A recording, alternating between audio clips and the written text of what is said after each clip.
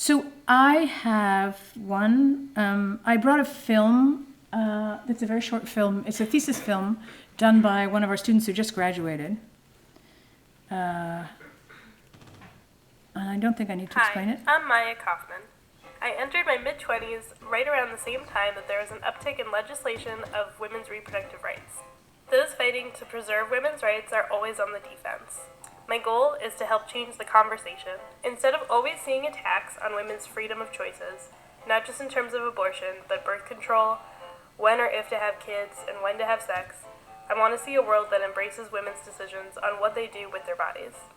After 2 days straight of thinking about nothing but thesis, I woke up with this thought. What if Planned Parenthood was a for-profit corporation? This country loves its corporations. If there was a Walmart or a Barney's or a CVS of reproductive needs, maybe the conversations in this country would shift just a little. As we are seeing in Indiana right now, the social and the fiscal conservatives fighting over LGBT rights are causing a split in the legislature. So, this is my hypothesis. There are some conservative politicians who will care more about protecting the rights of businesses than going after the morality around women's sexuality. I see an opportunity for another missing piece here too. A fundamental solution not only solves the problem at hand, but several other problems along with it. Sex and reproduction are so intrinsically linked, it's astounding how separate the two are in the mainstream and in life. Linking the clinical and sexual spheres could be a way to help have the kinds of conversations we have around women's reproductive health. So, here's my thinking. A store that encompasses all a woman would need for every stage of her reproductive life, from menstruation to sexual health to contraception, fertility, or menopause. To put it bluntly, we have a store for eyes, for feet, for backs, so why not a store for vaginas?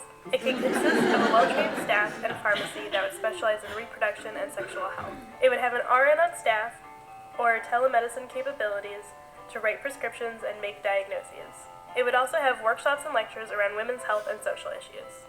It can help turn these topics from taboo to mainstream, and it would have a for-profit business model that would have the protections under federal law as every other corporation. There's an emerging market of products for and by women.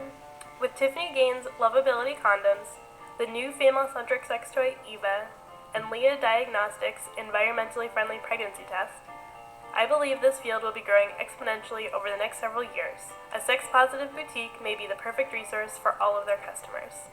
Babeland has been around for over 20 years and has been a great store for women who have questions about sex toys and sexual health. This would take that steps further by combining it with other areas of women's health, such as fertility and birth control. For the next few months, I've identified several different avenues of research. Focus on the economics of contraception, fertility, and sexual health, interviewing as many reproductive-aged women as I can, and researching business models and legislation. I will focus on finding partners in healthcare and business who can help me fill in the gaps I'm missing in my knowledge and background. By December 2015, I plan to have a pop-up store launched in New York City. Thank you. So that's Maya Kaufman, and that was a year ago. This year, she did her thesis. She did a prototype of the V Store, which is the name, and she's launching it.